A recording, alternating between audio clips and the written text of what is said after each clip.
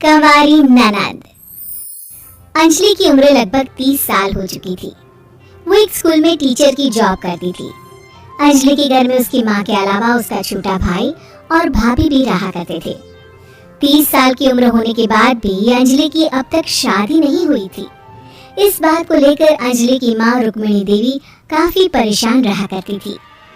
माँ, मैं स्कूल जा रही हूँ, जरा मेरा टिफिन तो दे दीजिए। अब क्या पूरी जिंदगी मैं तुझे टिफिन बनाकर देती रहूंगी? अरे कुछ सोचा भी अपने बारे में या बस ऐसे ही? क्या माँ, सुबह सुबह फिर वही बातें लेकर बैठ गई। माँ गलत क्या कह रही है अंजलि दीदी? इतनी उम्र हो चुकी है आपकी, माँ कब तक आपकी सेवा करती रहेंगी? भाभी, मैंने माँ को कब कहा कि मेरी सेवा करो? वैसे भी अपना टिफिन मैं खुद तैयार कर लेती हूँ, बस टेबल से उठाकर देने को ही तो कहा था। वैसे अंजलि दीदी, देखा जाए तो टिफिन उठाकर देने की उम्र तो आपकी है। आपका अपना घर परिवार बच्चे होते तो ये जिम्मेदारी आज आप पूरी कर रही होती। एक बात मेरी समझ में नहीं आती, अगर मेरी शादी नहीं हुई तो इसमें मेरी क्या गलती है और तुम सब लोग मेरे पीछे क्यों पड़े रहते हो? अरे कुछ कहना क्या पीछे पड़े रहना होता है?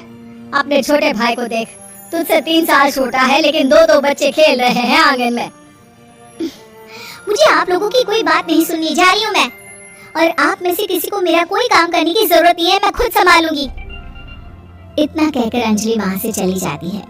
शाम को जब अंजलि अपने स्कूल से लौटकर घर वापस आती है तो उसने देखा कि पड़ोस वाली निर्मला चाची वहाँ पर बैठी हुई थी। क्या बात है अंजलि बिटिया, नौकरी करके वापस आ गई? जी चाची जी, कैसी हैं आप? मैं तो ठीक हूँ बेटा, तुम बताओ शादी के बारे में कुछ सोचा या नहीं? अरे रहने दीजिए ना, इससे तो शादी की बात करना ही बेकार है। कुछ भी कहो तो गुस्सा करती है, बात बात पर आंखें दिखाती है। माँ, आप ऐसा क्यों कह रही हैं? मैंने कब आप पर गुस्सा किया? अरे अंजलि बेटा, तुम्हारी माँ ठीक ही तो कहती है। 30 की होने आई हो, अब तुम्हें भी शादी वादी कर लेनी चाहिए। चाची जी, आप तो ऐसे कह रही हैं जैसे शादी करने से मैंने मना किया हो। रहने दीजिए निर्मला चाची, हमारी अंजलि दीदी को अभी तक उनकी पसंद का दूल्हा नहीं मिला ना, इसीलिए वो शादी नहीं कर रही। भाभी, ऐसी कोई बात नहीं है। अरे तो फिर क्या बात है?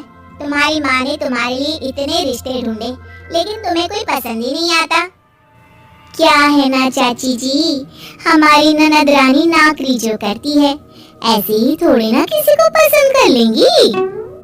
अरे भाई, नौकरी का घमंड है तो बात अलग है, कोई और बात हो तो बताओ, कोई रास्ता निकाला जाए।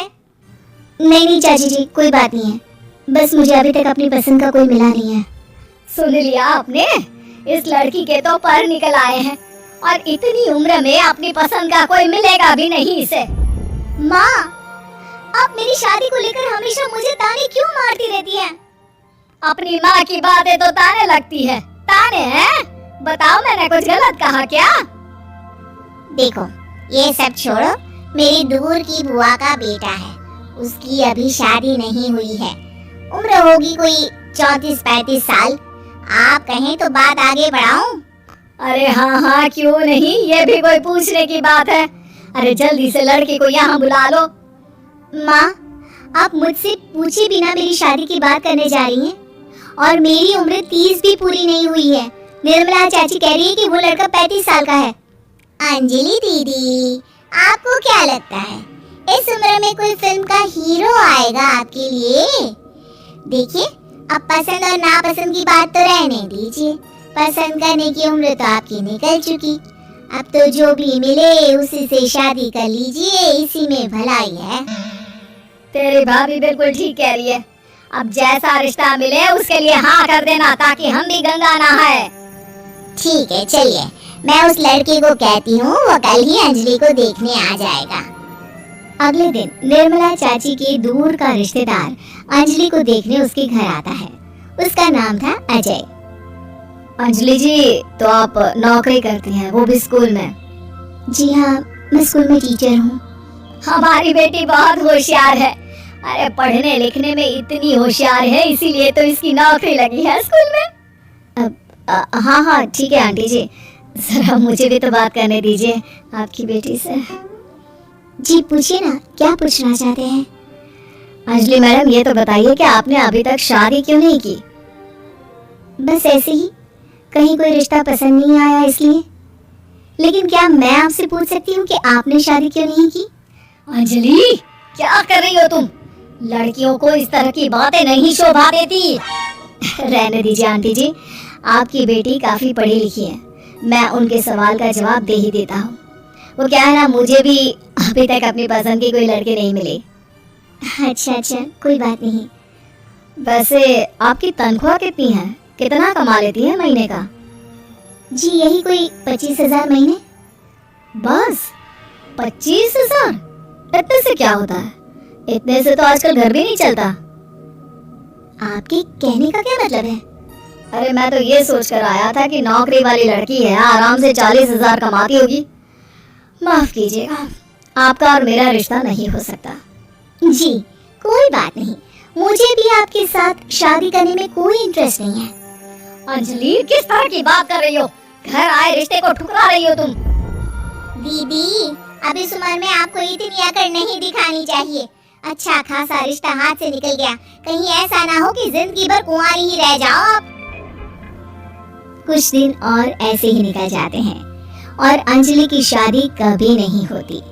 अंजलि के परिवार वाले बिंदास उसे ताने मारते रहते हैं, लेकिन अंजलि एक बड़ी नौकरी की तैयारी करती है और उसमें सिलेक्ट होने के बाद अंजलि को एक बहुत बड़ी नौकरी मिल जाती है। अब तो दीदी के नखरे और भी ज्यादा बढ़ जाएंगे भाई।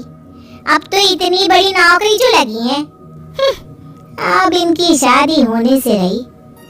माँ, मुझे नौकरी के लिए दूसरे शहर जाना पड़ेगा। आप जानती हैं ये बहुत बड़ी जॉब है और इसमें पैसे भी बहुत ज्यादा मिलेंगे। अच्छा, कितने पैसे मिलेंगे बेटा? माँ, मुझे हर महीने 90,000 सैलरी मिलेगी। क्या? अरे वाह वाह, ये तो बहुत अच्छी बात है। लेकिन फायदा क्या? कितने भी पैसे मिले, शादी तो हुई नहीं ना तुम्हारी। अंजलि नौकरी करने के लिए दूसरे शहर में चली जाती है और जब कुछ महीनों के बाद वो वापस घर आती है तो उसे अपने पति के साथ देखकर उसके घर वाले हैरान रह जाते हैं। अरे अंजलि, तूने शादी कर ली और हमें बताया तक नहीं? और दामाद जी करते क्या है? इतनी बड़ी कार है उनकी। माँ, मैं आपको सब कुछ बताना चाहती थी, लेकिन आप सबके ताने सुनकर बहुत दुखी हो गई थी और इसलिए मैंने अपनी पसंद से शादी कर ली। मेरे पति मेरे साथ ही ऑफिस में नौकरी करते हैं और बहुत बड़े अफसर हैं। और एक बात बताऊं माँ, आज मैं बहुत खुश हूँ।